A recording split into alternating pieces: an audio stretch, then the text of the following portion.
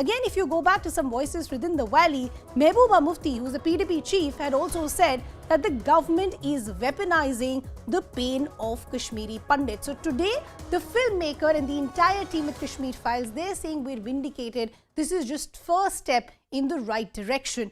As I said, the team behind Kashmir Files today is calling just the mentioning of the film itself in the reminder list a first step in the right direction. I spoke to actor Anupam Kher earlier in the day, who has been the face of the film, who's acted in the film, and he's also spoken time and again about the atrocities on Kashmiri Pandits. Let's listen in. Thank you so much for taking our time and joining us here on CNN News 18. How are you feeling today? The fact that the film finds a mention, you also find a mention as far as the best actor list is concerned. Well, it's a great feeling. I think we are far away from nomination and other process, but I think the first step has taken place and we need to celebrate the first step. It's a humbling feeling, and you can't keep under wraps a truth which is there. They are not important in the scheme of things. There are people who are criticizers, and there are people who are, within 3 months he was supposed to leave that house, and whatever he could put in a Fiat car, he left, and after 3 years he died because of the tragedy, sadness. So it's a film like that, and yeah, I think it's today let's sort of take the first step. I'm a member of Academy. That in itself I feel that it's a great thing to happen. So the question that we're asking this evening is Kashmir Files in the Oscar race. What will the lobby say today? Let me also now bring in our guest to understand what does this mean for the film and also what does this mean for its critics. We have the BJP spokesperson, Tuhin Sinha. We have political strategist, George Quirian. We also have Amit Raina, spokesperson, Roots in Kashmir and Kashmiri activist. We also have Majid Haidari, senior journalist. Good to have all of you on the broadcast with us. Majid Haidari, I'd like to begin the conversation with you. What do you have to say today? You know, whether you like the film, not like the film, you couldn't deny what the film was depicting. And considering the fact that Kashmir Files finds itself in that reminder list as far as the Academy is concerned, the filmmakers or the intent of the film must have done something right. Okay, we seem to have lost that connection with Majid Haidari, but George Quirian, let me take that same question to you. As I said, ever since the film released, there were a lot of critics. You can like a film, you can not like a film. That's your, own opinion, personal opinion. But can you deny events that took place? And today the filmmakers are saying we stand vindictive.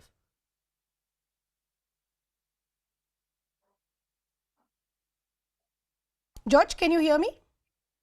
Okay, we seem to have lost George's connection as well. But Tuhin, let me begin the conversation with you then, at least if you can hear me as far as the panel is concerned. How do you react to the claim that is being made by Vivek Agnihotri that, look, it's not just us, even the Academy is realizing the intent of the film and it's reached a global stage? Well, good evening, Ridhima. It is a big moment for the entire Kashmiri Pandit community. It is a big moment for most of the country, which stood by the community through the worst of their sufferings. And it's a reality check for all those people who ran down the movie, including your two panelists who have now disappeared. And that is how the critics of this movie will soon disappear. Because people like Kejriwal, who mocked the suffering of Kashmiri Pandits, people like Mehbooba Mufti and Farooq Abdullah, who tried to trivialize what was shown in the reality that was shown in the movie. I think it's a big slap on the faces of all of these people. Having said that, at the end of the day, we have a long way to go, and hopefully, once the elections take place in Kashmir later this year, we will probably come closer to a complete resolution. But this is a big moment and a big slap for the genocide deniers. Hello, PCR. And also, anything from the side of the group. Tuhin, we can hear you. Go ahead. Yeah. And also, the important point over here is that all those people who somehow ridiculed the movie but tacitly supporting radicalization, which is a huge problem in the world today. So I think, if this movie does make it to the Oscar, it will be a slap on the face of all those political parties, not just in India, but across the globe, who today have lent their tacit support to radical forces, because today the biggest threat to the world is from the radicalized forces. Hmm. And that applies as much to India as to Europe. I see George Kurian and Majid Hydari both back with us now. Majid, let me try this one more time. Now, if you heard what Tuhin is saying, and this is essentially what the filmmakers and others associated with the film also is saying, and this is what I was asking you earlier. You can like a movie, you can dislike a movie, but can you really deny events that have happened? What does this then mean for genocide deniers? Today, even the Academy is recognizing the intent and the rationale behind the film.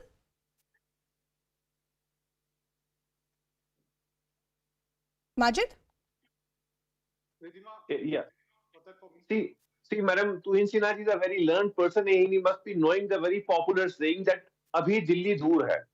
And why I say so? Because the movie is yet to be nominated for the Oscars, and I don't think and I don't believe that there is any category for Islamophobia in the Oscars. The Hollywood people are very much against religious politics, looking at movies through the prism of religion, much the way it's happening in our country through forces like Saffron Forces, Bajrang Dal, blah, blah, blah. You don't have any Bajrang Dal in Hollywood. So I don't find any scope.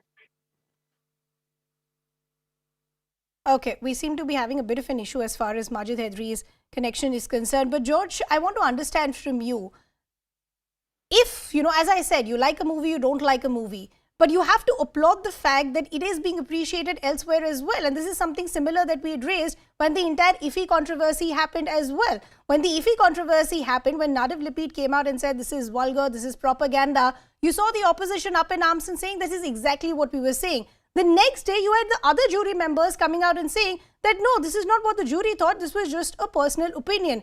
Then the critics said that let's see if this film can actually reach a global stage. Today, if you look at the website as far as the Academy Awards are concerned, on the reminder list, the Kashmir Files does find a mention. Can you still continue to criticize it? Well, Ridhima, let me first congratulate Vivek Agnihotri for his nomination for the Oscars, and the Kashmir Files may also go on to win the Oscars. Having said that, one cannot deny the fact and take away. There are small portions of truth, no doubt, with all the films that Vivek goes on to make, but he goes on and weaves it with a false propaganda to help the ruling dispensation to be very true. And all his movies are actually, kind of. No, but George, you can either say that it's either truth or you can say that this is propaganda. You can't sit on the fence, say that there is some truth, but it is still propaganda. Because as I said, as far as the movie is concerned, I will also buy the argument when you say it's exaggerated, because that's the liberty as far as the filmmaker is concerned. You can't deny it, and that's been the argument since day one. So today it becomes very convenient when you say that yes, some part of it is truth, but it's, propaganda. It can't be both. And this is where I want to bring in Amit Raina as well. Amit Raina, as I said, you like a film, you don't like a film. That's okay. You can't deny something that impacted thousands of families and still continues to impact them. See, this film has always rattled the leftists. This film has always rattled the Islamists, and this film has always rattled the apologists. Even when you look at IFI award, the jury Nadav, instead of commenting on the technical aspects of the movie, chose a different route and questioned the motive of the film. Called it a propaganda, which was not his prerogative, which was not part of his brief. But he still chose to take that path. And again today, there are people who have zero understanding on technical aspects of the film, like Majid Hydari, but they still go and claim that this will not win an Oscar. It may win an Oscar, it may not win an Oscar. I am not a technical guy to make a comment on that. But it has rattled every person who supports jihad, who supports Islamic radicalization, and that is what this movie has done. It is a slap today on every face, because it has been shortlisted at Oscar, and people across the globe will now see what Islamic radicalization and fanatism has done to a minuscule community in Kashmir. If it was to Yazdis in Syria and Yemen, it is to what Islamic radicalization has done to a minuscule community called Kashmir in Kashmir, and that is what is going to get exposed, and that is what rattles them the most. Film may be bad, film may be great. I am not a movie. not a movie expert, so I cannot make a comment on that. But any probability of it winning an Oscar has rattled them, and you can see in today Mr. Kurian's speech, and you can see the way Majid Hydari reacted. Okay, I understand the point that you're making, Amit Raina, but as far as what's happened today, Tuhin, and this is where I want to bring you back in the conversation, many saying that aren't you already jumping the gun? Because Vivek Agnihotri is saying that the film has entered the Oscar race. If you look at what's happened on paper, it's only been mentioned as far as the reminder list is concerned, which does not mean that it's been shortlisted or it's gotten a nomination. There are over 300 other films that find a mention. This is just an eligibility criteria. First of all, I'm not jumping the gun. I think, the producers may be a little more excited than we are. As a political party, we support the idea behind the movie, which is what we have made it very clear. And because the movie per se, apart from what it has depicted, apart from what was depicted in the movie, it also, I think the person has a mental problem. If you can just, Majid, let's not indulge in such behavior. Let's let that Tuhin make his point. I'll come to you as well. One sec. Majid, give me 30 seconds. Let Tuhin make his point. Tuhin. I understand mental health is a big issue, but I find it very difficult to be on a show where somebody, starts behaving in a psychotic way. Especially, how can somebody laugh on a tragedy? The genocide of lakhs of people. If this is how Kashmiris trivialize it, they prove it through Kashmiris like Khalid, to make it very specific. People like Majid Hydari are a threat to modern Kashmir because this is how they trivialize a tragedy which took place 3 decades ago. And on this show, with his boorish and cheap behavior, he has again highlighted why a movie like this should be made again and again so that... Can I get 30 seconds? Majid Hydari, the point that Tuhin and others are making, that aren't you falling in your own trap?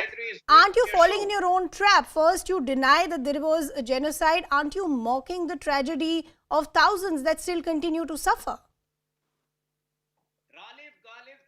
Madam, thankfully, Majid. I got some clear audio and I was about to burst into laughter because, the problem is that we have a party in place who is running the country and Tuhin Sinha ji is their spokesperson. They say we support one movie and they call for ban of another movie. I mean, this government and this party is more into banning movies or supporting movies and they have forgotten the country. That is no, forget what the BJP is doing. I'm also running out of time. Just tell me, what are the critics going to say who said that this movie is exaggerated, it's far from reality, it's not ever going to reach any global stage? It has. No, this party has a sardonic sense of cinematography. They have boycotted and called for a ban of Pathan only because of Besharam Rang. So their Besharam, their ideology is all about movie making. They have forgotten the reality that 6,000 families in Uttarakhand are at the verge of threat to their lives. And they are this time discussing that, we support Kashmir. Okay, Tuhin, 30 seconds. No, when have we called for a ban on Pathan? Like I said, he has some issues, mental issues, and he mixes up issues on all the shows. Show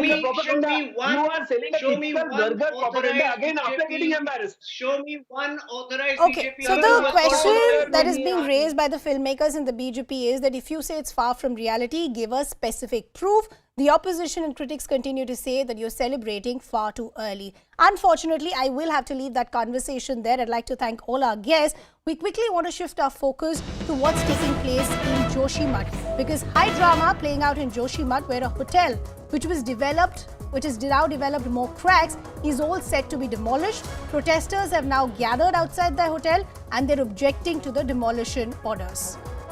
Let's take a look at some ground reports that we're getting.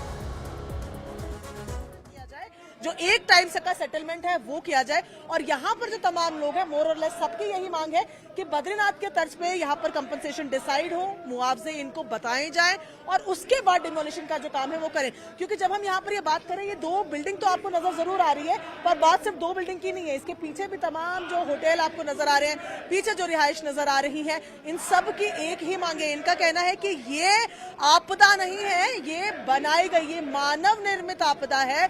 तब लगातार जोशीमठ के जो लोग हैं वो NTPC के hydro project पर उंगलियां उठाते रहे और उनका यहाँ पर ये भी कहना है कि ये आपदा नहीं है, ये मानव निर्मित जिस तरीके से टनल खोदा गया, जो आरोप लगातार स्थानीय लोग लगाते हैं कि ब्लास्टिंग की गई जिसकी वजह से आज ये हालत हुई है, तो इनका कहना है कि ऐसे में हर्जाना इनसे नहीं लिया जाना चाहिए बल्कि इनको मुआवजा दिया जाना चाहिए। तस्वीरें फिर एक बार आपको दिखाऊं, ये होटल के बाहर की तस्वीरें जहां पर एक तरफ पुलिस के तमाम लोग, एक महकमा नजर आ रहा है, दूसरी तरफ जो लोग जिनके घर यहां पर हैं उनकी तस्वीरें आप देख रहे हैं जो लगातार प्रदर्शन कर रहे हैं।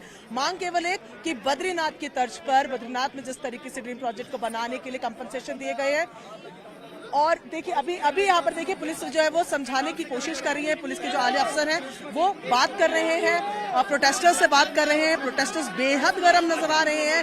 लगातार अभी इन्हीं शख्स से हमने बात आपको सुनाई थी जिनका कहना था कि रात के वक्त डकैतों की तरह डिमोलिश करने के लिए क्यों आई है पुलिस, दिन के वक्त ये करा जाता। और ऐसे में लगातार सेटल करने की कोशिश, पुलिस लगातार बात करने की कोशिश की जा रही है। देखिए जो दूसरे होटल की ओनर यहाँ पर मालकिन है वो भी यहाँ पर बात सुन रही है, बात इनकी करने की कोशिश लगातार समझाने की कोशिश की जा रही है। अभी यही तरीका है केवल कि क्या क्या, देखिए थोड़ी बात सुनने की कोशिश करते हैं कि क्या बातचीत हो रही है। मेरे भाई सुनो, दोनों पुलिस का क्या भरोसा, पुलिस का क्या भरोसा लाता चंद्रमा से आई है क्या? दोनों बैरिकेड के बाहर रहेंगे।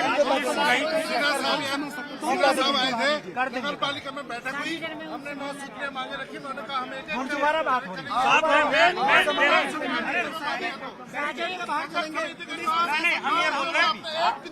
हम ये बोल रहे हैं क्या हम बिल्कुल आपकी बात से सहमत है।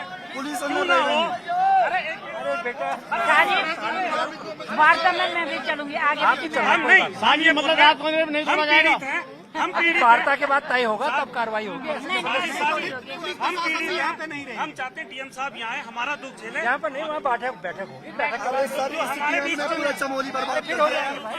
चलिए तो यहाँ पर आप देखिए कि मोटे तौर पर बात ये हो रही है कि देखिए पुलिस वाले इनको ये कह रहे हैं कि आप यहाँ से बाहर निकलिए और डिमोलिशन आपसे वार्ता किए बिना नहीं होगा। लेकिन लोग जो है वो कह रहे हैं कि लोग भी बाहर होंगे और पुलिस भी बाहर होगी, यहाँ कोई नहीं होगा, क्योंकि लोगों को डर है कि जब वो यहाँ से निकल जाएंगे तो रातों रात डिमोलिशमेंट ना कर दिया जाए। लोग ये भी डिमांड कर रहे हैं कि डीएम को यहाँ पर बुलाया जाए बातचीत करने के लिए, लेकिन पुलिस अपनी तरफ से फिलहाल यहाँ पर टॉकीज करने की बात कर रही है, ईज करने की बात कर रही है। ये देखिए ये मलारी इनके ओनर है, ये यहाँ पर कुछ बात करने आए हैं। बताइए सर। रुक जाओ ऐसे सर, इधर हमारे इनसे प्रशासन से ये तय हुआ है, हमारे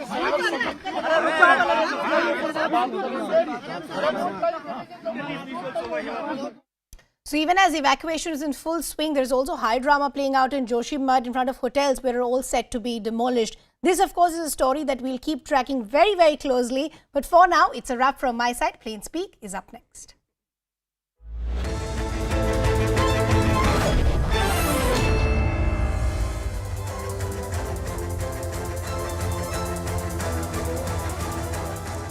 Welcome everyone. Thanks for staying with us. You're watching Plain Speak with me, Shivani Gupta.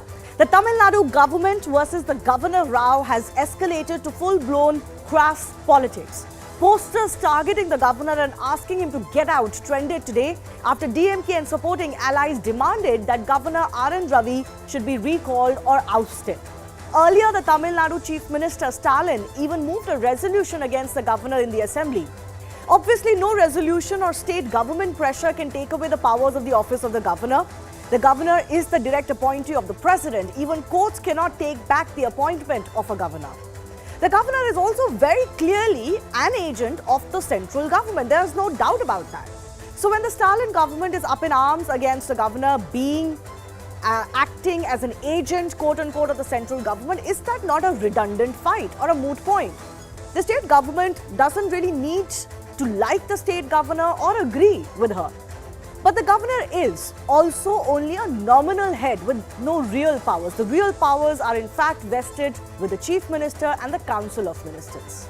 In that sense, both, even if holding differing views, have to work together and respect each other. But the latest episode in Tamil Nadu is a firm reminder of the ideological war currently underway in the state, where Dravidian politics versus national politics are colliding.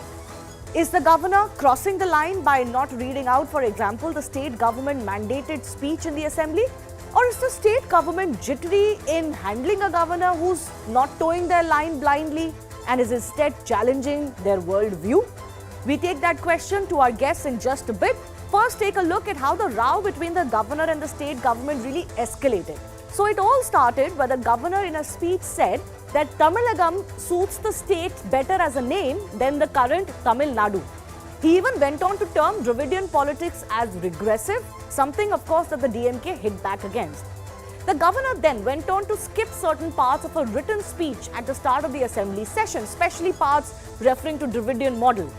The chief minister then, while the governor was present in the assembly, moved a resolution to remove the quote unprepared remarks made by him, and only the mandated prepared speech should be kept on record.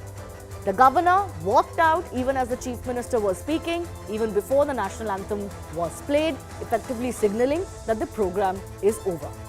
That row got even bigger when the governor issued an invite for a program from his office. Take a look at an old invite before this row and the new one that has been issued now. The new one doesn't have the state emblem, that is replaced by the union government emblem. Furthermore, the previous invite said Tamil Nadu governor, while the new invite refers to the governor as the governor of Tamilagam. So no surprise, this has infuriated the DMK and the allies even more. So the governor office going ahead with his chosen preferred name for the state emblem which is there on that one is also replaced by the central government emblem, and Tamil Nadu is replaced by Tamilagam. These posters asking the governor to get out, targeting the governor, then started trending online. Some of them surfaced in Chennai as well. The DMK making no two bones about the fact that they do not want RN Ravi to continue. These posters have come out which clearly ask for the governor to get out, and of course this turned out to be a hashtag promoted on social media as well. So the big question we ask today is, which of the side is erring here? Is the governor crossing the line, or is the government jittery in the face of a challenge?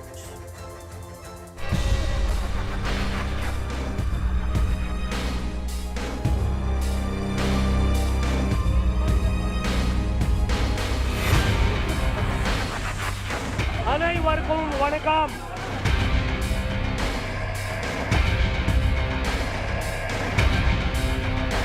There is a difference between the central government and the state government. You are there to stand by the central government.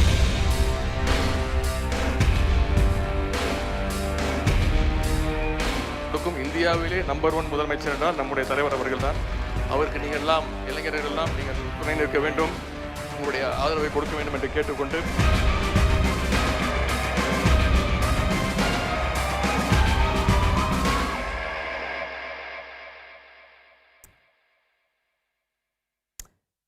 let's go across to the guests who are joining us. Narayan Tirupati is Vice President, BJP Tamil Nadu. Syed Hafiz is DMK spokesperson.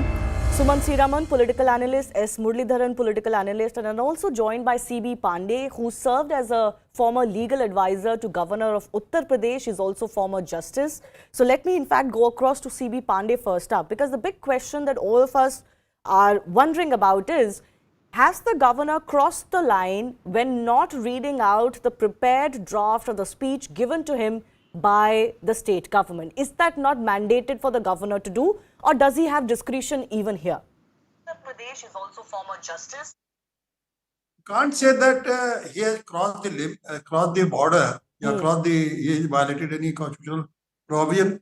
Okay. In fact, there is no such provision in the constitution where he is required to read the government statement before a house, and that should be whatever the state government has written. There is no constitutional provision. It is simply a tradition which is followed in democracy in India, because we have adopted the democracy system of a British system. And in British system, this is prevalent. Therefore, in India also, we adopted that system, and it is as a customary, it's a tradition which they follow. So you can't say that he has acted against the constitution. But at the same time, if the tradition are there, so my point of view, that governor being the executive head of it should follow the traditions also, because after all he is acting as a head of the state, not as an opposition leader or something beyond what the government. So therefore, whatever the government say, he should follow it. Yes.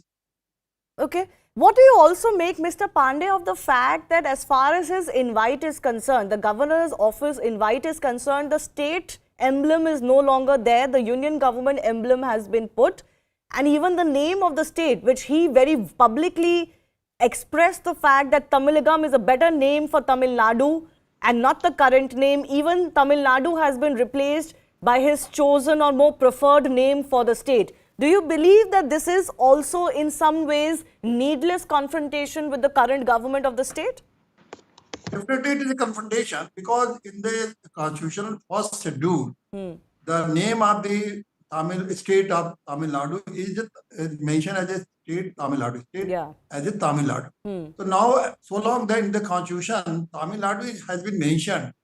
So he is the governor of state of Tamil Nadu. So therefore, he can't say that some other, as a governor in official capacity, he can't say that he's not a governor and some other name which is not a constitutional name, and he should be known by that. He's known by that name as the governor of that state.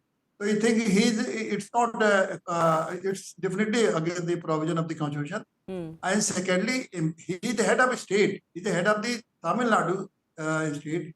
Therefore, he's bound by emblem used by that state. He can't use the emblem of central government.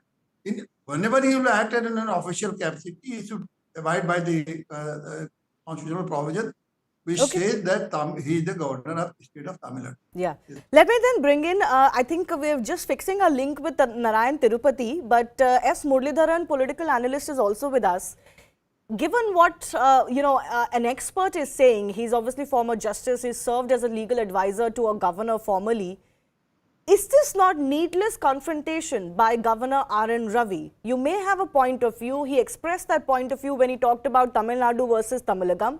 He may even have a point of view on what Dravidian politics is doing to the state and whether it's good or bad. But, to change the name of the state, that's crossing a line. No, Shivani, I will not agree with on that. Tamilagam is a word which been used widely. It is not something new, Tamil Nadu or Tamilagam. Tamilagam is probably the short form or the colloquial form of Tamil Nadu. In fact, if you go back in the freebies issued by the DMK government, especially the televisions and the mixie, grinder, whatever, you will always see it as Tamilagam. It's Tamilagam and the government, it's a gift from the Tamilagam government. Okay. So this has been in, it's been in use. There's nothing wrong in it. I don't see anything wrong. But this friction is because of the sequence of events, what happened yesterday. See, when he started delivering the speech, first of all, he was delivering the speech in Tamil. I'm sure everyone should have felt, happy about it and proud that, the governor who has come all the way from Bihar is speaking Tamil now. So I think they should have respected that, but they did not do that. The fringe elements of TMK, the alliance, they tried to heckle him. Yeah. They literally interrupted him. That is actually a violation of the code of conduct in a governor's address. One. Second is, after that, he has clarified today that certain portions, certain words in that written statement were not acceptable to him because it gives sort of a secessionist or separatist kind of idea. So he said, I'm not going to use this, and he had clarified it. So the government said that, no, it's already gone for publishing. So when you speak, you can always change it and speak. But I think they expected this, so they had this resolution in hand. Because to pass a resolution, they needed only some 8 minutes. So it was looking like, everything was pre-planned by the DMK just to target the governor. And I think whatever reaction we see today is in line with that. So yeah, I think the reaction that has come vis-a-vis the posters, I'm going to come to that in just a bit, because that is certainly unsavory for a party in power. But let me go across to Syed Hafiz, who's the DMK spokesperson. First, when the governor starts making his speech, even before you realize that he has skipped out certain parts of the speech, there are DMK representatives, members of assembly who are heckling him. then even as the governor is inside the assembly, the CM gets up and moves the resolution against him. So you also did whatever you could do to humiliate him, and then you object to him walking off. Now, I could understand that you want him to get out because you did not register your protest in the assembly. You did what you wanted to do in the assembly. Then you have no moral high ground to ask who should get out or not. Coming to the question, madam, I will tell you it is not the members of the DMK who had raised slogans against the governor when he was speaking. It is the alliance party of the DMK. So but DMK sir, you is are not the power. You must for... take responsibility for that. They are your alliance partners. Yes, they were alliance partners, and it is not new. BJP has done that in Shimla when governor was speaking. When Governor Urmila Singh was delivering her address, BJP had done this. This is a democratic process where legislators from all parties have done this in the past. So you cannot claim only DMK has done that or BJP has done that. So it is two different things. The protest against the governor's speech initially was not for his speech, but for his address outside the assembly calling Tamil Nadu as Tamilagam. So don't mix both of this. No, I'm so not mixing. I'm very much categorically saying that he hadn't even omitted certain parts of the speech. Even before that, he was heckled. But is that the right thing to do? Now, you have heckled him. You have moved a resolution against him. You've done what you wanted to do to show your opposition. You've also been as curt and as abrasive. So then what are you cribbing about? Who initiated this? Who failed the convention? Who did not follow the convention? Which convention are you talking about? Which convention? Convention about skipping the pages, skipping the pages. No, but that's what I'm saying. Even before he skipped anything, you had already heckled him. You had already attacked him after his Tamilagam remark. You called him an agent of the BJP and the RSS. You said he should go and do what he's doing from the BJP headquarters. You say everything you want to say, yet you want to act like you are not being abrasive. I will tell you that the protest initially before the speech was what about his comments outside the assembly. But that's what I'm saying. So what convention did he break when you were heckling him? What convention? I'm telling you, it has happened in the past. There are very many government speeches where the opposition. No, you said the governor started this. What are you talking about? Where did this start? This started when he talked about Tamilagam being a better name versus Tamil Nadu. You could say that several bills are pending with him. That's also your skirmish with him. Leave that aside. But that is also a part of what it. he said outside the assembly, you shouldn't be reacting in it in such a manner that nobody can express their view. Madam, that you should be asking to the spokesperson of the BCK of the Congress. I am here. So you condemn the heckling? You condemn the heckling of the governor? It is not heckling, madam. It is a democratic process which has happened in the past. BJP has done that too. Okay. Now coming to the point. Coming to the point, madam. Political parties are here to do politics. Governor is not here to do politics. Okay, he cannot choose to omit and add his view. Everybody no, but I just had a legal advisor. One second, I just had an expert, a former judge on the show who said the governor has the power to omit certain portions. It's not as if he has broken any constitutional law. He cannot add. Madam, whatever he reads, it is not governor's wish. It is the policy of the government of the day. Okay, he is just a nominee who cannot decide what this government has to do. He is not deciding that, but he is uncomfortable with certain portions. He omitted that. And as one of our panelists said, he did inform the government that I'm uncomfortable with these portions. That is a fake news, madam. I will tell you. On 7th, he has signed and agreed to come and deliver the speech which has been drafted. The same speech, the one that you had on record. Okay. Yes, we had I think Sumansi Raman also wants to come in. Sumansi Raman, it is clear that both sides, one second, both sides clearly don't like each other. There's a history of the statements that have been made by the governor that irk the Dravidian party in power, DMK. There's also a history of bills not getting assent on time. But there is also a grey area there. There is no time limit in which the governor has to send back the bill. Governors can hold the bill as well. But leave that aside. My question is that both sides are being abrasive, right? You look at the posters today. That's also not really in keeping the prestige of the governor's office. the governor should act in a way that is that the prestige of his office is not sullied. Unfortunately, this governor does not seem to have acted in that manner. My sympathies are with the government. I think that they've been pushed to the wall. They've been frustrated. Their bills are not getting approved. They are not getting rejected either. And what do you want them to do? So I think that look what happened in the assembly yesterday. There are two very clear issues here. The speech is the speech of the government. It is not the governor's address. It is called the address by the governor, but it is actually a statement made by the state government. So whatever the democratically elected government gives to the governor, as long as it is not violative of the constitution, he should read it out. It is not his personal view. He is not articulating his opinion here. He could speak that out. I have no problem with him saying whatever he wants to in the various functions that he attends. But this is inside the assembly. This is a convention that has to be followed. And look, at the end of the day, walking out before the national anthem is played, I don't think it sort of fits in with the high office of the governor. Yeah, but on that issue, Sumant, can I come in on that issue? You can argue that the governor also couldn't really handle the situation very well. But did the chief minister handle it very well by moving a resolution against the governor right there and at that time? Didn't they compel him to just to go away?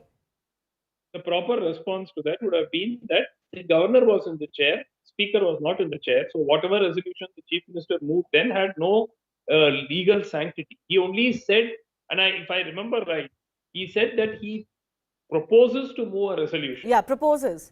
So no, but why do that? You are doing that knowing that this resolution is not going to happen, only to humiliate him. No. If look, whatever it is, if he felt humiliated, he could have left after the national anthem and communicated that humiliation to the government. So you are saying he should sit there and take the humiliation, even if the government is humiliating him, but not leave beforehand. But the government should go ahead and humiliate the governor. No, it's not about humiliation. He violated the protocol first. So the government violated, if the chief minister violated the protocol, he did so after the governor had violated the protocol. So that's exactly my point. Both of them did what they did. Then nobody has a moral high ground. Now the government could have said that, listen, we tolerated it and we behaved in a manner that was not that was becoming of the state government. But they also did what they wanted to do.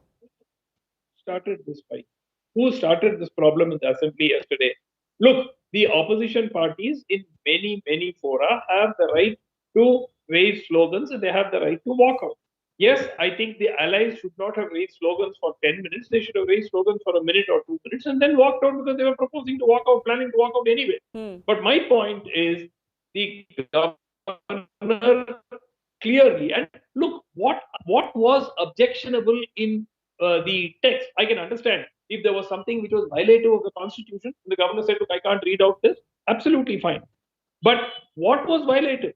They are speaking about. Can I bring in the BJP representative on this? Because the AIA, DMK and the BJP in some senses have been supporting the governor and his moves. Is it not wrong on the part of the governor, Mr. Tirupati, what he did yesterday? He is being deliberately abrasive to the state government. While the governor's office needs to be respected, you have to understand that the actual representative of the public and its wishes and the powers rest with the chief minister and his council of ministers. There's no point fighting with that power as a governor. He is not at all wrong yesterday. He has done his duty. He has done what he is expected to do. And he has the right to omit or avoid any lines from the speech that was given to him. But he seems to be omitting stuff he doesn't like at a personal level, not really something that has any legal or constitutional argument against it. There is no compulsion that he should read it. No law says that he should read it, right? We need to understand this. He has got he may have so many reasons to avoid that. He has got that right. After all, he is reading that. You should understand. So he will definitely avoid whatever is not true mentioned in that. And we don't know, it is not our job to investigate into this. But we need to understand whatever the wrong has been done only by the chief minister and the DMK people. The Tamil Nadu legislative laws very clearly says that if at all, if any of the member obstructs or intervene during the course of the governor's address, or before the course of the governor's address, or after the governor's address. If any member obstructs or intervenes, that member should be punished. He should be taken action. He should be punished for his action by the speaker. I am demanding that the speaker should punish the DMK members. My friend DMK spokesperson said there were no DMK members, but there were DMK members who were shouting, and the DMK allies, the assembly members. And lastly, after the speech of the address of the governor, it was the Chief Minister, Mr. M.K. Stalin, who tried to interrupt, who tried to disturb the governor. So he should be punished. Action should be taken against him. So the entire media is asking questions against the governor and asking questions against the BJP. No one dared to ask the DMK as to why Mr. M.K. Stalin, the Chief Minister, went unconstitutional yesterday. It was done by them only, and definitely I think both sides could have handled it a little bit better, but let the DMK representative respond to what you're saying, that fundamentally it's you who didn't act as you should have. Madam, it started with the governor's address. If he had read what was given by us, by the government of the day, then there was no need for my leader to pass a resolution. Politics is politics, madam. We have accused Governor Ravi of doing this. It is very apparent today that a very they have the right to insult the governor. He says he has got the right to humiliate the governor as a politician. No two horns are there for a politician. What is this?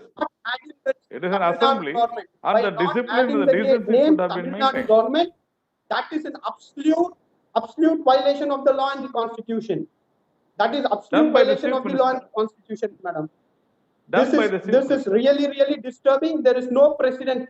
You have to have a constitutional amendment to call it Tamilagam. What more is obvious than what Aluna Ravi is doing? That is sheer politics. That is pure politics. You are mixing two issues. One second. What he does outside of the assembly is one issue. But what transpired inside the assembly is completely another issue. And I think we've had enough experts now elucidate the fact that while the convention is you'll read out the speech by the governor is not mandated by the constitution or by the law to do so. We've got an expert saying that very clearly. I'll bring him again. But I want to ask you, Mr. Syed Hafiz, the question about how the government is responding to the governor's ideas and statements at large. Now, this is outside the assembly. I'm not discussing what happened inside the assembly. He talks about Tamilagam versus Tamil Nadu. You've got DMK people coming out and say, oh, you are a BJP RSS agent. Why don't you go to BJP headquarters? This transpires inside the assembly, or he sends an invite, as wrong as you may deem it to be. You run trends about #GetOut. What kind of politics is this? You can't just go back Modi, get out Ravi, as if you are some separate domain. You have to fight with people and debate with people. You cannot just say, oh, we don't want you here. Aisa nahi chalta hai. This doesn't work like that. Madam, we don't have a problem with political parties doing politics. Understand that. BJP is there to do politics. Aluna Ravi is not here for politics. But in the past, you have said go back Modi also for the Prime Minister. Why? That is a part of politics. How many hashtags go back Rahul Gandhi, go back Stalin? Who has said that? I don't remember trends being run on this. But every time you had the Home Minister or the PM go to Tamil Nadu, you'll have these trends. Is this good politics? It is part of politics, madam. It is part of politics to demonstrate, to protest. Okay, if we use anything unconstitutional, you always have a problem. Discuss with us, put case on us. We don't have a problem. The point again here is simple. The Governor Ravi here is to do politics, which is not good for the office which he is holding. Okay. Today, it is a blatant violation of the constitution by not calling himself a Tamil Nadu governor and not inviting people under Rajbhavan Tamil Nadu, but Tamil Nadu Alunar. Okay. Can I bring in Sumansi Raman once again, and I'll go to Mr. Muralidharan also. Sumansi Raman, do you sense that the DMK government is a little bit uncomfortable, jittery, or unnerved in handling a governor who has a point of his own? It's almost a childish fight that you can't say this. If you say this, you are so-and-so's agent.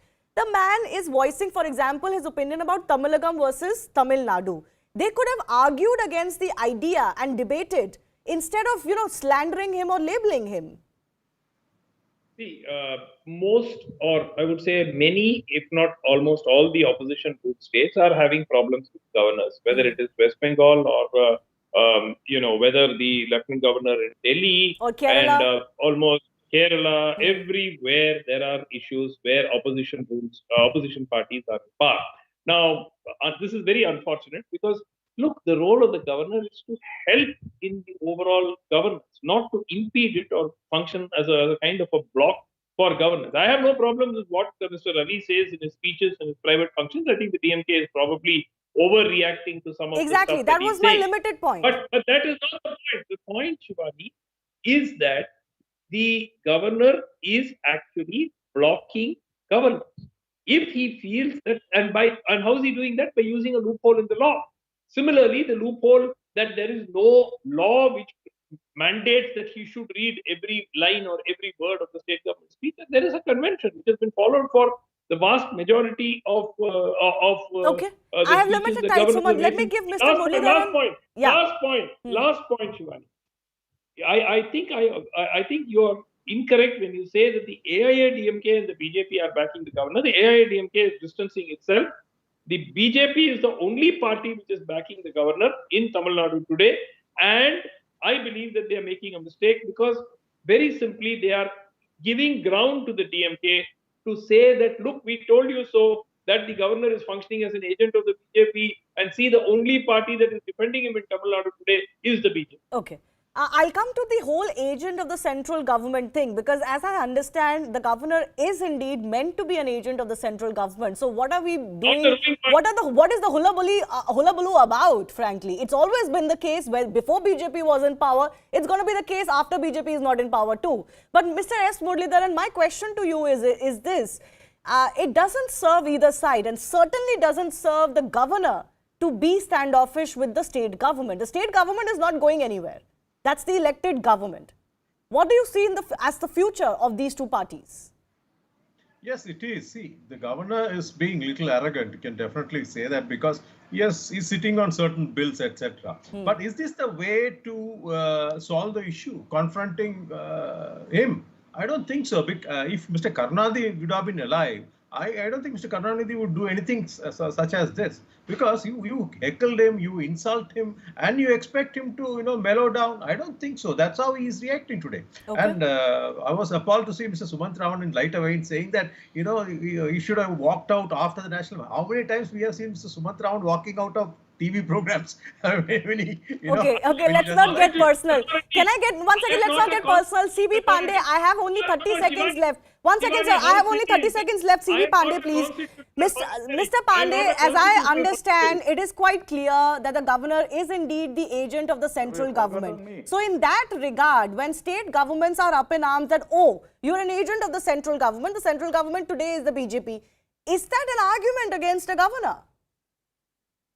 The governor is no doubt he is the agent of the central government because he is appointed by the central government. But at the same time, governor is bound by oath, and his oath is he will protect, defend the constitution. Under his oath, he says that he is a protector, defender of the constitution. So therefore, unless he acts against the constitution, he cannot be castigated.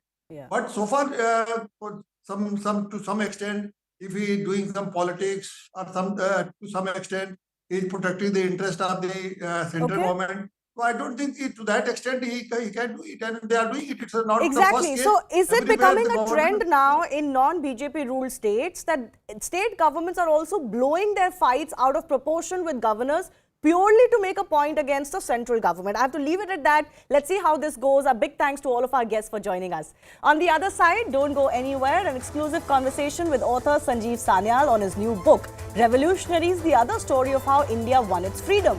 A book that talks of the armed struggle that won us our independence too, along with the non-violent movement. Just who diminished the role of these fighters from history books? That and more coming up.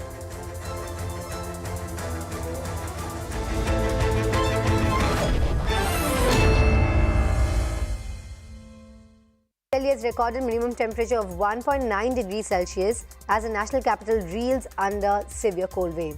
A thick layer of fog covered Delhi and its adjoining areas, lowering the visibility. Around 20 flights from the Indira Gandhi International Airport and 42 trains have been delayed due to the foggy weather. Delhi has recorded its lowest temperature of the season with submerging at 1.9 degrees Celsius. Also, this is the lowest which the national capital has achieved for this winter season. If we talk about the visibility, it is as low as 50 meters in Delhi. Currently, we are reporting from the Kartavya Path area. These are the visuals we are showing you on CNN News 18, that how a dense layer of fog has completely covered the capital city. With the prevailing cold wave across North India, a normal life has taken a hit across the northern part of India. In fact, due to the prevailing foggy conditions, a lot of trains are being delayed. And in fact, as per Northern Railways, trains bound to the national capital, around 42 trains, such trains have been delayed. The Northern Railways have maintained that 42 trains which are delayed on the Sunday morning are being delayed for around 4 to 5 hours. Odisha CM Naveen Patnaik, along with Union Ministers Jyotiraditya Scindia and Dharmendra Pradhan, inaugurated direct flight services from Bhubaneswar to Rourkela. This move has been taken ahead of Odisha Hockey World Cup that will commence on January 13th. Naveen Patnaik also expressed his appreciation to PM Narendra Modi for his constant support. A leopard was rescued after it entered a house in Aligarh's Kasba Jawan village in Uttar Pradesh. According to reports, the big cat entered the home after being chased into it by villagers. The officials carried the big cat after it was tranquilized. The resident Sunita said that the leopard tried to attack her, but that she immediately hid in the kitchen. ऐसी मुझ पे बहरा के पड़ा तो मैं भागी थी धक्का लेके, तो वो तुरंत ही कमरा में घुस गया। कमरा बंद कर दिया था? नहीं, बंद नहीं कर पाए थे, इतना मौका ही नहीं दिया उसने। हम तो किचन में ही बंद हो गए। पड़ोस वालों ने दी है, हमने कहा था पड़ोस वाले किच्ची मार रहे थे, तो उन्होंने ये कही तुम आप लिख लो, मैंने कि हम नहीं निकल पाएंगे, शेर है इसमें और आप जाओ। उसने किचन पे बाहर नहीं किया, गेट पे नहीं, कोई नहीं बच पाते। वो तो कमरे में ही उसने इन्वर्टर वगैरह तोड़े हैं, लाइट वगैरह सारी खराब कर दी और ये मोटर वगैरह सब तोड़ दी उन्होंने। A criminal shot and injured a journalist identified as Rajesh Anal in Bihar's Siwan district. The injured journalist was admitted to Sadar Hospital in Siwan after seeing his serious condition. Rajesh Anal was returning home after closing a shop when two bike riders attacked him and fled after firing. Further investigation into this matter is on. ये मुख्यमंत्री जी आ रहे हैं, माहौल बिगाड़ने के लिए ऐसा किया गया है, दूसरा कोई बात नहीं। जिला का माहौल खराब किया जाए, इसीलिए देखे हैं तो वे बताएंगे, FIR करेंगे तो खुद बताएंगे, अलग कोई बात है, लेकिन माहौल खराब करने के लिए ऐसा किया गया है। ये हम प्रशासन से क्या आप लोग चाहते हैं? प्रशासन तो हर वक्त जो भी क्राइम करता है उसको पकड़ कर जेल प्रशासन भेजती है, ये भी जो क्राइम किया है वो जेल जाएगा। The Assam police intercepted a car and nabbed 2 drug peddlers and 1 other person near Assam's Jatinga area. The police have recovered 42 narcotic capsules that weigh 20 grams, which the accused kept in small plastic containers. The police have been keeping an eye on the nexus in order to catch them. एक plastic बोतल में मिला था, वहाँ पे छुपा के रखा था, तो टोटल 42 जो छोटा कंटेनर्स है वो मिला है और वेट करने के बाद उसका अराउंड 20 ग्राम्स जैसा मिला है। जितना जो ऑपरेशंस चला रहे थे तो अलग अलग आदमी था, तो उनका जो सोर्स है या किसी का कुछ कांटेक्ट है, उस हिसाब से हम लोग जैसे नज़र रखे हुए थे, जैसे इन्फॉर्मेशन मिला कि ऐसा ऐसा ला सकते हैं, तो उस हिसाब से हम लोग ये ऑपरेशन किया, तो आज सक्सेसफुल हुआ। 2 workers died and 3 people were rescued after portions of concrete slabs of an under-construction building collapsed in Hyderabad's Kukatpalli. Out of the 3 people rescued, 1 worker sustained minor injuries. The injured worker was shifted to a nearby hospital. The municipal corporation also issued a show-cause notice to the building owner for deviating from the sanctioned permit plan. ERF local teams and also other local people helped us to clear all the debris. The 5 people was on the top of the History has always been the foreground of politics. In fact, history is where most of political battles are fought, and it is fundamental to which narrative wins or rules. And no wonder in recent times, for a young country but an old civilization like India, the main battleground has become history, whether it's our textbooks or outside of it. I'm in conversation with an economist and author today, Sanjeev Sanyal. And Sanjeev Sanyal, you've come out with your new book, Revolutionaries, the other story of how India won its freedom. The title itself obviously tells us that you want to correct in some manner the history that has been told to us about our freedom movement. So give us a little bit of a snapshot of your book. Why this book? Why the effort to write down the other story? And why is it the other story and not the mainstream story? So, first of all, thank you very much for having me on your show.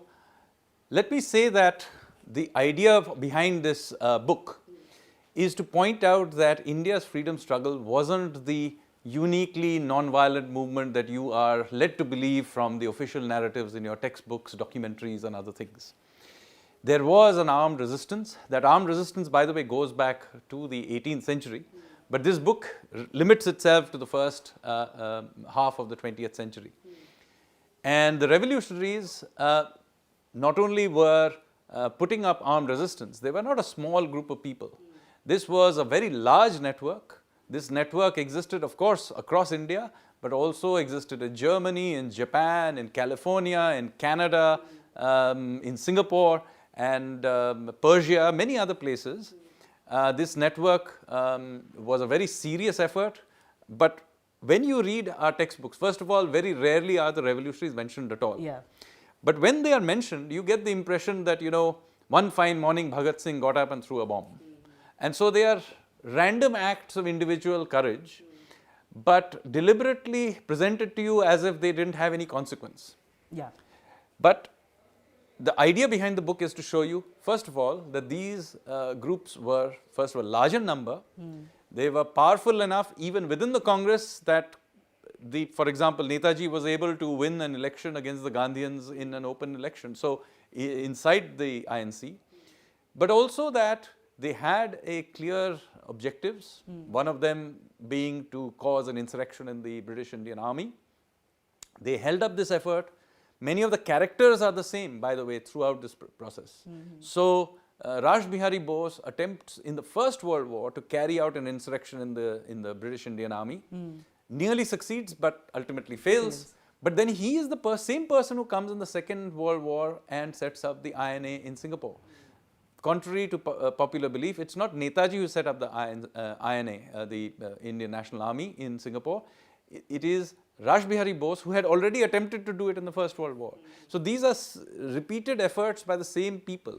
And they believed in winning independence more by beating the British, as some would say, by very violent means or by an armed struggle. For some reason in India, even when we were growing up, we were led to believe that it was mostly a peaceful movement or a non-violent movement, and that is the way to go, that somehow violent movements or armed struggles were looked down upon.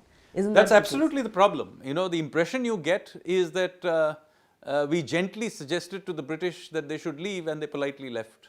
Now, I understand that that's what the British historians would like us to believe. Yeah. But the question is, why is it that we are ending up believing? But when the overwhelming evidence is that it was extremely violent. But why is it so, according to you? Is it because the Mahatma Gandhi idea of peace and non-violence was what we wanted independent India to believe in more, and not really the more violent means? Well, Mahatma Gandhi, of course, was only there till 1948.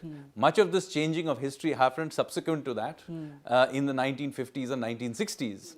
And what is important to remember, that it was done very deliberately, because one strand, not the entire Indian National Congress, but one strand of the Indian National Congress wanted to tell a particular story.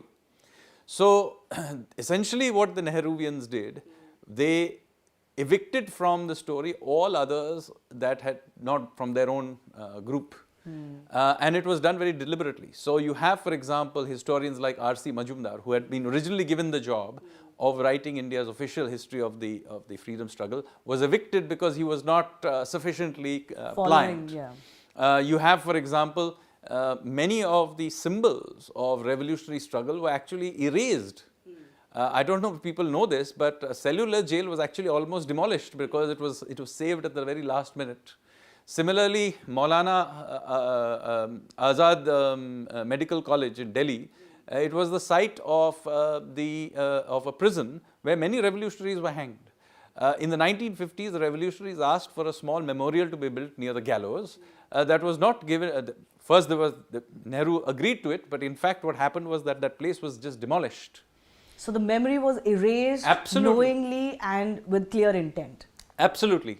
And the reason this happened, the revolutionaries were not able to put up a resistance to this is because almost all their top leadership had been eliminated by the British. So although it was a very large movement, all their key leaders, almost nobody survived till independence. Whether it's Bismil or Chandrasekhar Azad, Sachindranath Sanyal, Bhagat Singh, you name it, Raj Bihari Bose or any of these great leaders of the revolutionary, Netaji of course famously disappeared or died depending on your belief. None of their great leaders survived till independence. Therefore, even though they had been a very important part of the struggle, they were not given their due.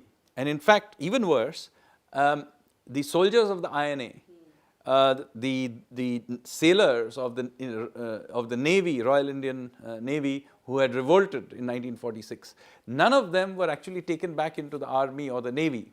And they were not even given recognition as freedom fighters till much, much later. That seems vicious almost, isn't it? Absolutely, it was absolutely vicious. It's a story that absolutely needs to be told. So, what you have mentioned, what your central theme of the book is that a lot of these acts, the violent acts or the armed struggle are presented as, here and there individual acts of courage or individual acts of, resistance towards the British, but they didn't have any cohesion, they didn't have any central idea, central ideology or even a central strand. When somebody reads this book, what's the idea they're going to get? And I mean, if you can tease us a little bit about what is a common thread between these revolutionaries. So many of the ideas of modern India actually emanate from this revolutionary movement. This has actually been hidden. So right from the 1910s, the idea behind this armed struggle was also a very modern idea. So although they drew their inspiration from earlier eras of resistance, whether it's 1857 or Shivaji or Guru Gobind or whatever it may be, the early 20th century revolutionaries were very modern in that they had very modern ideas about how India should be after independence. So, for example, the constitution of the Hindustan Republican Association, written by Sachindranath Sanyal, is the very first place where they clearly mention that after independence, India should be a democratic republic based on universal suffrage. That's a concept ahead of its time at that time. Absolutely. That is what we are today. But do remember that when he was writing this, universal suffrage itself was not universally accepted. Very few countries in the world had universal suffrage. Even the so-called modern countries did not have universal Absolutely. suffrage. It's only in 1928 that all women in the UK got the vote. Many other countries who were supposedly democratic restricted their votes not even to the entire male population, but a small section of the male population. So, first of all, democracy was, there only in a few countries, and even there it was to only a small segment of the population. Women, in many cases, not, even many men were not. So, idea of universal suffrage was a new one. The idea India should be a republic was a completely new one. Remember, the Congress at this point was only asking for dominion status. And even those who were asking for Purna Swaraj or full freedom had not yet enunciated clearly what is it that they wanted afterwards.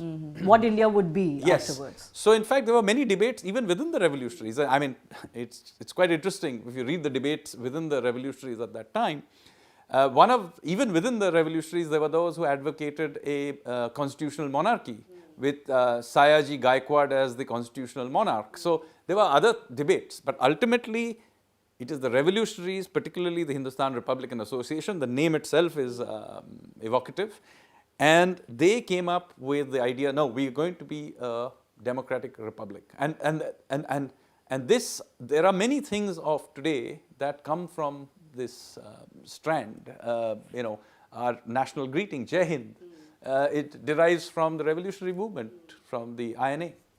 No, the most important thing in establishing the fact that these weren't random individual acts which were, strewn around the place and through the years is to establish if there was indeed a network between these revolutionaries. So in your book, how have you established that they were actually joined by a network or even under an institution? And how has that institution or its ideas lived till today? What are the remnants of those institutions? So, first of all, it is very important to understand that it was indeed very well connected through, and that is one of the things that I've made. Not just globally in all of these other countries, even but within India. Absolutely. There was something called the Anushilan Samiti, which was like the overarching network.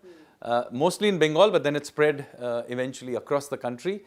There were others like Savarkar's Abhinav Bharat, etc., which got linked to this, so that then it became genuinely a big network inside India and outside. And by the way, it is important to remember that the Anushilan Samiti was actually a network of akhadas.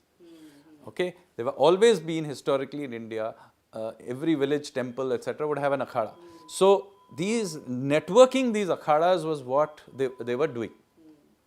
Now, this network, of course, spread across the world using various other networks as well. For example, the Gurudwaras in North America were a very important part of this network. And so now what happens is, of course, this movement carries on, various things happen, but then because its leadership is essentially killed off in every generation faced it, but certainly by the 40s they had been completely killed off. Nobody survives into, almost very few people at least, survive into independent India. So the various strands of this revolutionary movement essentially reach independent India in a disaggregated, separated kind of way. But they're still around. So, and this is true across the ideological spectrum. The left, right and center have their strands. From these revolutionary Absolutely. So just to give you examples. One revolutionary called M.N. Roy ended up in Tashkent in 1920 and he founded the CPI. Another group led by Jogin Chatterjee and others, Trideep Chaudhary and others, and they ended up creating what is called the Revolutionary Socialist Party, the RSP. Now it's a small party, but once it was a reasonably large party. And then there is the RSS. The RSS was set up by the Nagpur head of the Anushilan Samiti called Hedgewar. And Hedgewar RSS is totally based on this idea of a network of akhadas. If you read Sri Aurobindo's Bhavani Mandir, you have essentially, if you just read it end to end, it's 18 pages, so anybody in the audience just Google it up.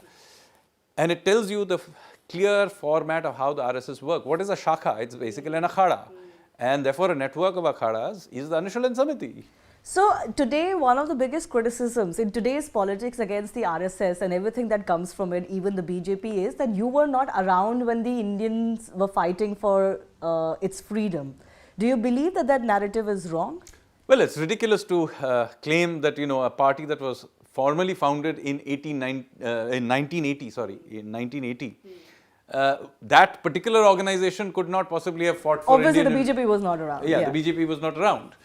But the intellectual strands on which many of these things are based certainly did exist before independence.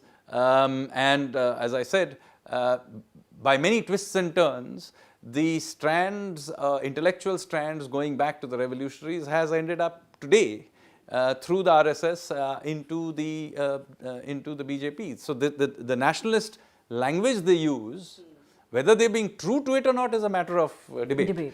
But certainly the language they use, the ideas they have, many of them go back to this early period of revolutionary movement. And by the way, there are many twists and turns and splits along the way in all of these leftover fragments. So, for example, the CPI. The CPI started out in Tashkent, led by M.N. Roy, but M.N. Roy himself drifted off from the movement. So the CPI ironically ended up being controlled partly on one branch of it by the Russians and some branch of it by the British communists in the 1930s. So during the Second World War, the CPI actually sided with the British. So, so there are many twists and turns, and in fact, that's how the RSP came to be. The Marxists who were very suspicious of colonial takeover of the communist movement, then split off and created the RSP. So they were called the Anushulan Marxists, and then later on the RSP. So there are many branches, splits, all kinds of things are happening along the way. How it has ended up today and how they fit in is a complicated thing, because obviously the ideological debates of today are very different from the ideological debates of 100 years ago. But just generally speaking, don't you think in India the ideological divides of today are overbearing on the history and how we should view it? I mean, for some reason we are unable, there's a certain thought that you cannot accept so and so as a legitimate part of India's freedom struggle, even for example the recent debates on Savarkar, because you disagree with him, but there is a general sense of not being able to accept all kinds Absolutely, who contributed to it. There is Indian freedom movement was a very wide movement. The Congress itself was a very big tent in which the revolutionaries had a very important part as well. You hear sometimes about the extremists versus moderates, but the fact of the matter is that's the wrong way to tell. Tell the story. The Lal Bal Pal, why they were being called extremists? Well, they were asking for freedom. Hello, that's not a particularly extremist idea. The moderates, on the other hand, were making small time petitions. So if you take it from the language of the revolutionaries, they thought of one group as the nationalists and the other group as the loyalists. So you see, you have to be very careful about what you extrapolate into today's politics. So let me ask it bluntly. Do you think today's Congress is a little bit nervous about the other story of how India won its freedom, as you call it, and the revolutionaries' role, and others who they may ideologically differ from, but accepting them as legitimate parts of India's freedom struggle? Well, I'm not a politician. It's up to them to judge, but it is absolutely wrong for any group to try and delegitimize other branches of the freedom struggle. And by the way, I have talked here largely about the revolutionaries, but do remember that the revolutionaries themselves are part of a wider landscape, which included peasant movements. For example, the Eka movement led by Madari Pasi, or the large number of tribal revolts that happened. And they were all of these Eka movement or these various tribal revolts, all of them had a very close link to the revolutionaries. They had very, Alluri Sitaramaya Raju, now popularized by RRR, was himself a revolutionary. Similarly, there are parts of India that are not a part of the story today, but are actually, when seen from a revolutionary perspective, very important. For example, Manipur. Now, nobody hears of Manipur in our freedom discourse, right? But let me tell you about Manipur. Manipur was the place where there was the last resistance of the traditional nobility against British rule. In 1890, the Manipuri nobility rose in revolt. This is the last spark of traditional elite against British rule. It is also the first part of India that got liberated by Subhash Chandra Bose's INA. So the liberation of, so the role of Manipur is absolutely critical. In fact, it is one of the very few places where the revolutionaries actually achieved political power. So you see some of the early chief ministers, etc. of Manipur, they had their roots back in the INA attempt to liberate India. That's very, very unique. When many other places they were absolutely suppressed and kept out of the story. So Manipur, again, as I said, you wouldn't think of it as a particularly important part of Indian history. It isn't if you see it from the other perspective. But if you see it from the revolutionary perspective, absolutely central to the story. Now the tragedy here, Sanjeev, is that a lot of it is being written in books by authors like yourself, but it is not really finding its space in Indian textbooks. I mean, the Education Minister Dharmendra Pradhan only recently was on record to say that from this year onwards, in fact from this month onwards, India's real history will be taught. Now, I know that it's a larger question, what is real and what is not so real, but when are we going to actually have the change in Indian textbooks to reflect all of these strands of the revolutionaries and others and all kinds of people who came together to win India its freedom, or the more wholesome collective, picture of India's freedom movement. Isn't that what is required? I think there is now general acceptance of the fact that we need to have new textbooks and tell our Indian story from an Indian lens. And this is not just about this little bit of history. There are all kinds of colonial era, Marxist and other layers of distortions that are there in our school textbooks. They now need to be replaced with a more fact-based story. Now, for doing this, we need to first establish the facts, tell a story, test it in the general population so that there is wider acceptance of it. The idea is not to replace one bunch of lies with another bunch of lies. The point is that it must be properly researched. So the scholarly work had to be done. It had to be road tested. This book is one part of an effort to get people to respond to the other narratives.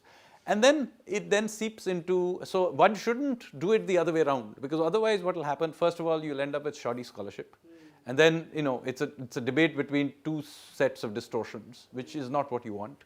Two, you need wider acceptance of whatever it is so you're that it telling. cannot be reverted or changed back either. Absolutely. Once that change is made, it has to be acceptable enough that it continues to be in our textbooks, because we don't want it to be governed by who's in power at that time. Absolutely. So once you've got people to know about Anshul and Samiti, you know the contributions of Netaji and Raj Bihari Bose and Bismil and Ashfaqullah Khan and all these people, you know why they were doing what they were doing, then you see extracting them is not that easy. I mean, let's face it, despite decades upon decades of a particular narrative of the Congress being thrust, these names did not disappear. All that was achieved, they managed to do, is to separate them into compartments and sort of diminish them. They were not able to cause them to disappear. After all, enough material remained that I was able to come and write this book. So, no, but that effort has to be done now. If we let that be another 100 years, who knows? So even that might be wiped off. The good news is that there is now a momentum. There are other writers other than myself who are also doing this. There are academic historians. And then, it becomes a momentum. And by the way, we are here talking about history. This has to be done in other fields of social sciences as well. I mean, the way our economics textbooks are still taught, you would get the feeling that the Soviet Union is still around. Finally, I think, would you say time has come that Indians also accept that we were quote-unquote violent? And our armed struggle was equally important. I don't know why we carry a little bit of baggage, or there is a little bit of shame. Why are we apologetic about it? There's a little bit of shame associated with it. We were a country under occupation for hundreds of years by foreigners who came here and exploited us and did horrible things to us. Some of this happened within living memory. I mean, the Great Bengal famine happened in just 1943. There are people around who remember it. And tens of millions of people died in famines and plagues and so on that happened under colonial rule, and even before that under Turkic and Mughal rule. Why should we be apologetic about the fact that we put up resistance? After all, the French are not apologetic about the resistance against the Nazis. The Irish are not apologetic about the resistance they put up against the same British rule. Or the Americans, what Washington and his soldiers did against the British imperialists in the United States. Why have we been taught to be apologetic about the fact that we did what is entirely human and natural, to put up an armed resistance against the occupation of our country? All right, revolutionaries, the other story of how India won its freedom. Thank you so much for speaking to us, and many congratulations once again. Thank you. Thank you.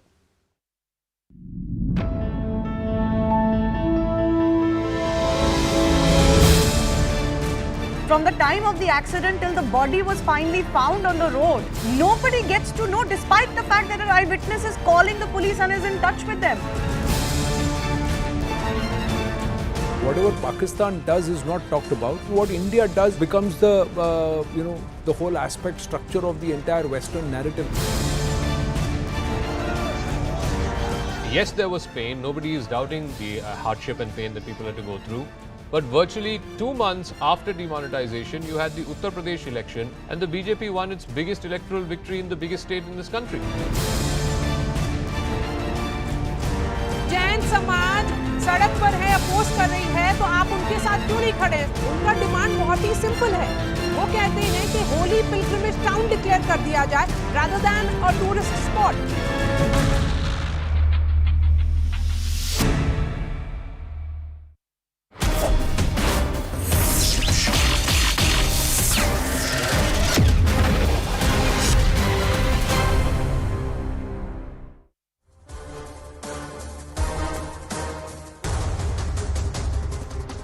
Namaste, Jai Hind, and welcome to this edition of The Right Stand. I'm Anand Narsimhan. Ladies and gentlemen, there is a nation that is in doldrums.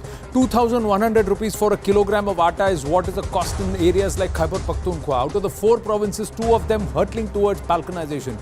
A nation in disarray in 75 years of its history. But it's obsessed with only one entity, Bharat, and coveting that something that doesn't belong to them. But however, they want to hurt Bharat. Their obsession of bleeding India with 1,000 cuts.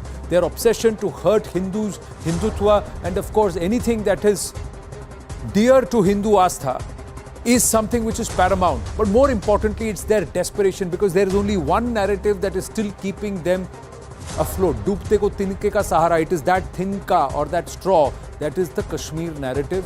And to try and stoke that divide, they're trying to expand PAN across North India, because Kashmir is gridlocked right now in terms of security since the abrogation of Article 370. That narrative also slipping away. So now we've got big inputs, and let's go straight across to that. Our investigations editor Manoj Gupta is saying that they will do, the Pakistanis and Pakistan-backed entities will do anything and everything to derail the Bharat story, and that is centered around Ram Rajya as envisaged in our constitution, and they will attack Ram Mandir.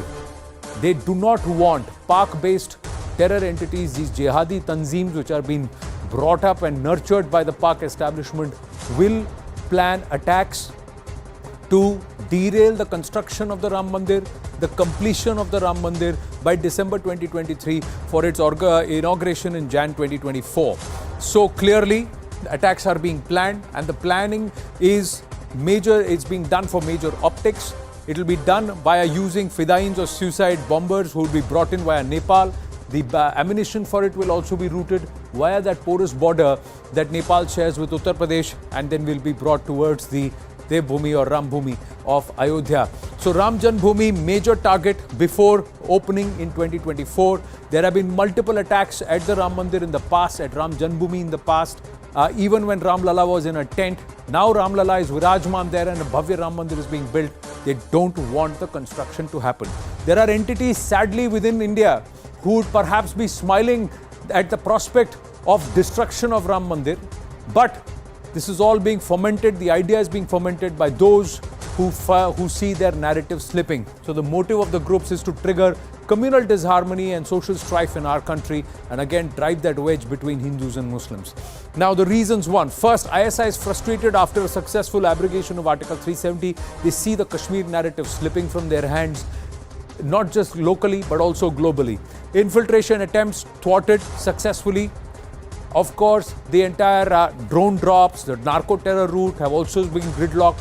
OGWs have been cracked down upon. 57 of their commanders, terror group commanders, have all been neutralized out of the 186 in 2022. Pak tunnels have been identified. Narco front has been busted. So this is the third reason. The fourth reason is the ISI relevance is based on provocations against India. So the military establishment finds itself thoroughly weakened and destabilized, because that entire narrative post-71 has been about bleeding India with 1,000 cuts, and that's not happened.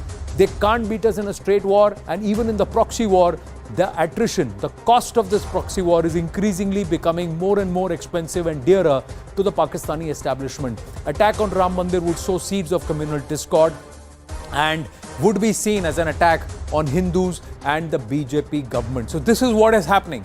But even as we speak about this, and we were going to talk at length about this, targeting the beacon of Hindutva to attack Hindutva directly, there comes a message from the RSS Sarsang Chalak Mohan Bhagwat, who sent out a very stern message to Muslims in India, saying there is no need, Muslims have nothing to fear. So this is the fresh assertion. It's a written interview response to Panchajanya, an organizer, in Hindi and in English. The message is very clear. There is nothing for you to fear in this country. There is nothing for you to fear. But don't push this supremacy narrative. Don't try and push this supremacy narrative shed this supremacy narrative is what? What is this supremacy narrative is something that we will dwell upon with our panel of experts, even as we look at this entire attack or targeting the beacon of Hindutva to attack Hindutva. Here is a message, and I quote, "The simple truth is that Hindustan should remain Hindustan. There is no harm to Muslims living today in Bharat. If they wish to stick to their faith, they can. If they want to return to the faith of their ancestors, then they may. It is entirely their choice. There is no such stubbornness among Hindus. Islam has nothing to fear. But at the same time, Muslims must abandon their boisterous rhetoric of supremacy. हम 30% ही हिंदुस्तान पर राज करेंगे, तुम 70% क्या देश चलाओगे? This is a conversation and this is something which has been said for more than 100 years. And I'll quote you on that and I'll show you where it has been done. But let's go across to Siddhant Mishra, who's joining us with more on the phone. Siddhant, a very, very detailed interview talking about COVID, India's handling, the rise of Bharat, the role of the RSS, the evolution of the RSS, but more importantly, this RSS Hindutva narrative out to get Muslims. Mohan Bhagwat saying there is nothing for anybody to fear in Hindustan. But Hindustan must remain Hindustan. Don't change the DNA of Bharat. Well, that's right, Anand. It's very rare that Bhagwat give interviews or interacts with media. This is one occasion where he has given this written interview to the organizer. And in fact, there are multiple takeaways in this interview, but the most significant one is being highlighted by you, Anand, where he says that Muslim has nothing to fear at all. Now, this is coming from Sir Sanchalak Mohan Bhagwat. Now, he says that just leave your idea of narrative supremacy. This is what Mohan Bhagwat has to say for the whole of Muslim community living in India. He also adds on to say that even if you want to stick to your faith, you can, and if you want to return to your ancestral faith, then you may. There is no boundaries at all. But all we want you to do is to leave the narrative of supremacy. So it's a big message which has come from Mohan Bhagwat, and especially at a time when, the critiques of RSS, the entire lobby which has been criticizing RSS and the entire right-wing ideology have been saying that the country is becoming difficult for Muslims to live. And in fact, there is not just a narrative which is being run in nation but international. In fact, Mr. Bhagwat has also referred to that how over 1,000 years there have been multiple